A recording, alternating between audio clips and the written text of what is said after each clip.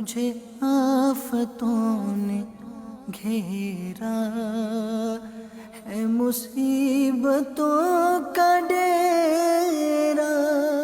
منہ کا کینسر پاکستان سمیت جنوبی ایشیا میں انسانوں کو دوسرا سب سے زیادہ لاحق ہونے والا سرطان ہے، جس کی بڑی وجہ ان ملکوں میں گٹکا اور میٹھی چھالیوں کے بے درک استعمال کو مانا جاتا ہے۔ طبی ماہرین کے مطابق منہ کے سرطان سے 16 سے 20 سال کی عمر کے نوجوان زیادہ متاثر ہوتے ہیں، جو شوقیہ طور پر استعمال کی جانے والی چھالیاں اور تمباکو گٹکے کے عادی ہوتے ہیں۔ تاہم گٹکے کی خرید و فروخت بڑے شہروں لاہور، کراچی اور ملتان میں سب سے زیادہ ہے۔ کراچی کو ایسی مصنوعات کا گڑھ مانا جاتا ہے۔ ماہر صحت کے مطابق گٹکے کے استعمال سے منہ اور زبان کے کینسر کے ساتھ ساتھ معدے کا السر، ہائی بلڈ پریشر اور مثانے کے مسائل پیدا ہونے کے خدشات بڑھ جاتے ہیں۔ ماہرین کے مطابق چھالیوں کے اندر پایا جانے والا فائبر یوسز جزو کینسر پیدا کرنے کا سبب بنتا ہے، جبکہ تمباکو میں موجود نیکوٹین نامی جزو اس کے استعمال کو عادی نشہ بنا دیتا ہے۔ زہر قاتل گٹکے سے بری طرح متاثر ہونے والے بھی اس مضر صحت گٹکے کے استعمال سے ہاتھ جوڑ کر دوسروں کو گٹکے سے بچنے کی نصیحت کرتے ہیں۔ تمباکو گٹکا ایسی خراب چیز ہے کہ جس کے کھانے والے کا ہاتھ گندا، منہ گندا، صحت خراب اور تھوکنے سے جگہ اور ماحول بھی گندا ہو جاتا ہے۔ گٹکا کھانے والے کی شخصیت پر بھی برا اثر پڑتا ہے، یعنی گٹکے کے استعمال کے آغاز اور اختتام پر خرابی ہی خرابی ہے۔ البتہ بحیثیت عام شہری ہمیں بھی دوست احباب میں ایسی مضر صحت اشیاء کے استعمال کرنے والے افراد کی تربیت کرنی چاہیے تاکہ اس زہر قاتل کے استعمال کو روکا جا سکے۔